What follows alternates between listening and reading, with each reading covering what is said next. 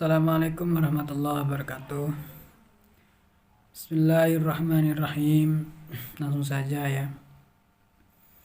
Saya membuat video ini untuk menanggapi dua statement yang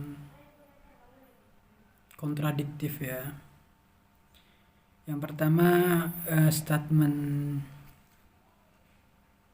Ketua PBNU Kiai Haji Saquf yang seolah-olah menyamakan nasab Pahlawi ini seperti nasabnya wayang. Seolah-olah ya, meskipun saya tidak tahu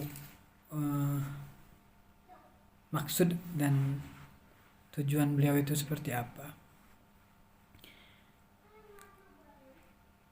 Yang kedua,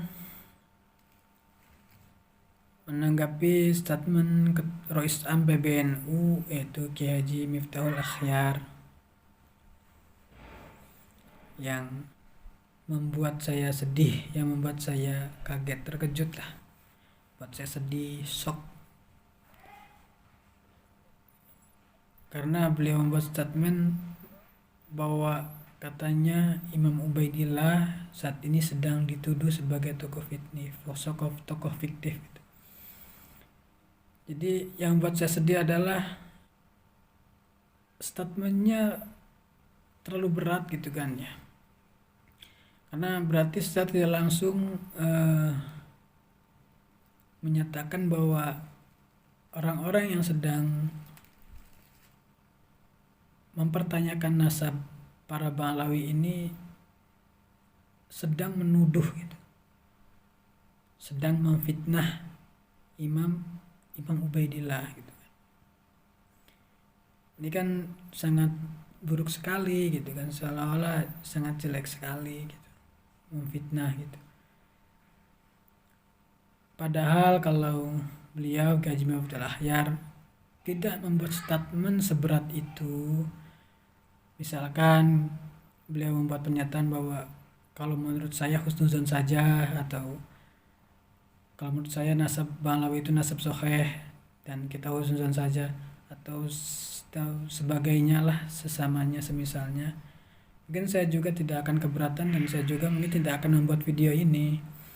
Tapi karena statementnya memang terlalu berat gitu kan, dan terus terang membuat saya sangat sedih, maka terpaksa saya membuat video ini. Karena kita yang sedang mempertanyakan nasab Pahlawi ini tidak sama sekali sedang tidak memfitnah atau menuduh mereka gitu kan. Jadi bukan berangkat dari bencit kemudian terus memfitnah, terus menuduh mereka, bukan. Ini murni berangkat dari kajian ilmiah gitu, dari penelusuran dalam kitab-kitab nasab, yang mana memang kitab-kitab mereka, nasab-nasab mereka ini banyak sekali kemuskilan, kejanggalan, keanehan seperti itu kan. Jadi banyak kebohongan, banyak kedustaan. Artinya karena adanya seperti itu, banyak kebohongan, banyak kedustaan, wajarlah kita ini mempertanyakan keaslian mereka gitu kan. Bahkan akhir-akhir ini justru saya meyakini bahwa mereka emang bukan keturunan Ahlul Bait gitu, karena sama sekali tidak terbukti gitu kan, sama sekali tidak terbukti dan aneh sekali gitu, memang karena aneh sekali ya. Anehnya itu contoh misalkan gitu kan, Imam Ubaidillah yang digambarkan sebagai sosok yang ulama besar, ulama sepi, ulama ini yang sangat hebat sekali gitu ya, disifati dengan sifat-sifat yang luar biasa, Faqih Muqaddam yang subhanallah gitu, sampai tidak di bawahnya Syekh Abdul Qadir Jailani gitu untuk martabat kedudukannya. Tapi nyatanya gitu, profil-profil mereka ini tidak terdeteksi oleh ulama ahli nasab dan ahli sejarah pada zaman itu. Jadi anehnya orang-orang yang digambarkan sebagai sosok-sosok besar ini justru profilnya itu baru ada setelah 500 tahun kemudian, setelah 600 tahun kemudian gitu. Tapi oleh ulama-ulama ahli sejarah yang pada zaman itu, yang sezaman dengan mereka-mereka ini, justru mereka tidak tidak mendeteksi gitu, tidak menuliskan, tidak terdeteksi dalam kitab sejarah manapun, di dalam kitab nasab manapun. Ini kan aneh gitu kan. Ini kan aneh gitu. Nggak tahu kalau memang bukan orang, tidak diceritakan sebagai sosok orang besar, mungkin sosok yang orang biasa saja gitu, hanya petani saja gitu kan. Ya wajar kalau orang ulama ahli sejarah eh, tidak menuliskan riwayat tentang mereka, karena memang bukan orang yang berpengaruh juga gitu. Tapi ini digambarkan sebagai sosok yang derajatnya tidak lebih rendah dari Syekh Abdul Qadir Jailani, kok tidak terdeteksi oleh ahli sejarah pada zamannya gitu. Bahkan kitab sejarah Yaman sendiri, kitab sejarah Hadrami sendiri itu tidak ada, mereka itu tidak ada, tidak terdeteksi sama sekali. Jadi terdeteksinya itu setelah 600 tahun kemudian gitu. Sebetulnya ya saya sedikit memahami kenapa Kiai Haji Mufti Al-Ahyar membuat statement seperti itu. Mungkin, tapi saya menyayangkan karena terlalu berat saja statementnya. Mungkin karena beliau itu sosok yang hatinya khalis itu kan, hatinya tulus, murni, itu kan, tidak ada dengki, tidak ada apa, mungkin ya, penuh dengan husnuzon gitu kan. Ketika melihat kitab Ar-Radul Jali karangan Syekh Murtada Az-Zabidi yang kealimannya itu benar-benar tidak diragukan lagi, seorang muhaddis, ahli hadis, seorang eh, yang dikenal pada zamannya tentang kealimannya gitu kan. Tentu saja beliau merasa tidak ragu kepada Syekh Murtada Az-Zabidi ini gitu kan. Akan tetapi meskipun saya juga sama seperti beliau, tidak ragu sama sekali kepada Syekh Murtada Az-Zabidi ini, ketika melihat kitabnya Ar-Radul Jali yang konon katanya itu sebagai karangan Syekh Murtada Az-Zabidi, nyatanya faktanya di sana banyak kedustaan, banyak kebohongan gitu. Ini saya kasih catatannya, ini kedustaan, bukan kesalahan ya. Kalau kesalahan itu berbeda. Kalau kesalahan itu misal salah menyebutkan nama orang, atau salah memberikan gelar pada orang, pada sosok ulama siapa, atau salah apa, itu mungkin kesalahan.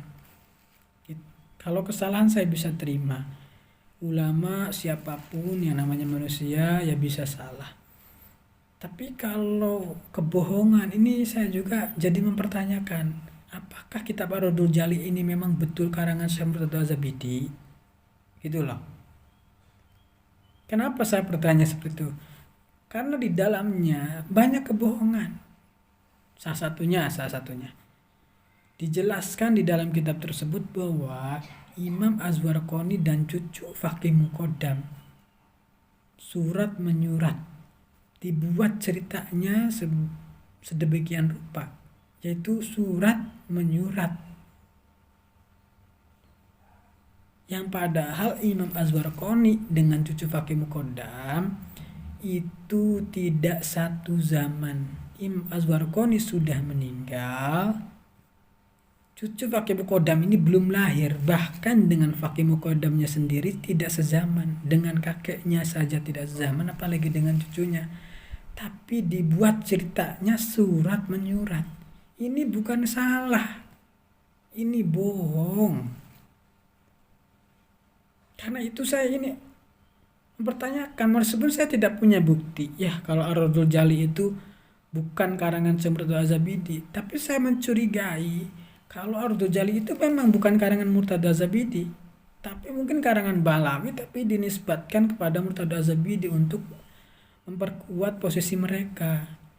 Karena mau bagaimanapun, mau kita tutup mata sekalipun, ya memang faktanya Pahlawi ini banyak dustanya, di dalam kitabnya banyak dustanya.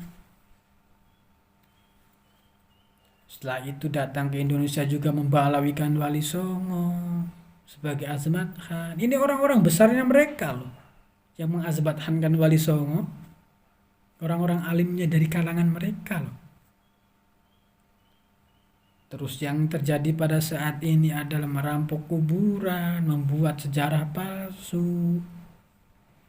membuat kuburan palsu. Ini yang membuat itu orang hebat-hebatnya mereka. Dari sekarang dan dulu itu memang ada menunjukkan bahwa karakter mereka mungkin memang mayoritasnya seperti itu gitu. Mohon maaf ya untuk kaum Habib yang baik ya. Mohon maaf untuk kaum Habib yang baik. Tapi ini fakta.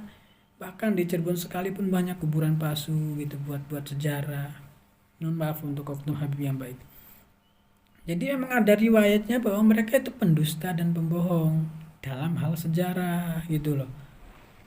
Jadi tidak menutup kemungkinan kitab Ar-Raddul Jali juga seperti itu meskipun saya tidak punya bukti.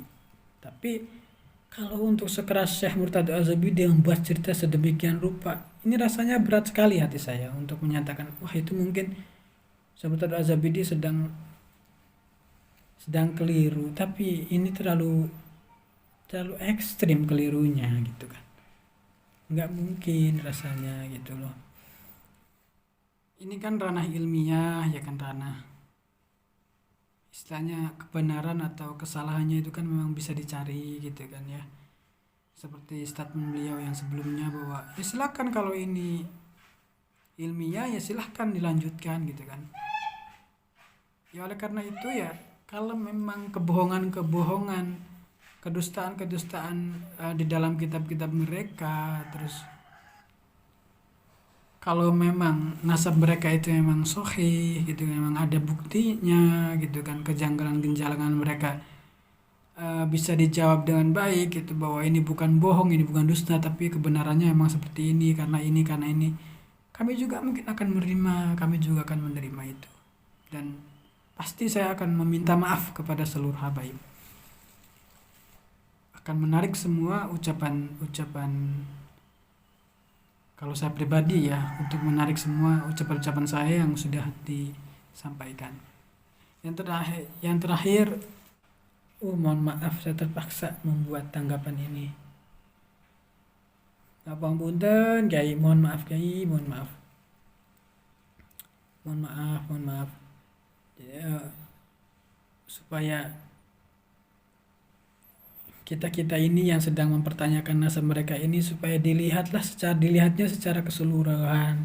Dilihatlah secara keseluruhan gitu Kiai. Dilihatlah secara keseluruhan. Agar apa? Agar supaya tidak seberat itu statementnya gitu. Supaya bisa memahami kami yang sedang mempertanyakan ini gitu. Tidak seberat itu statementnya gitu.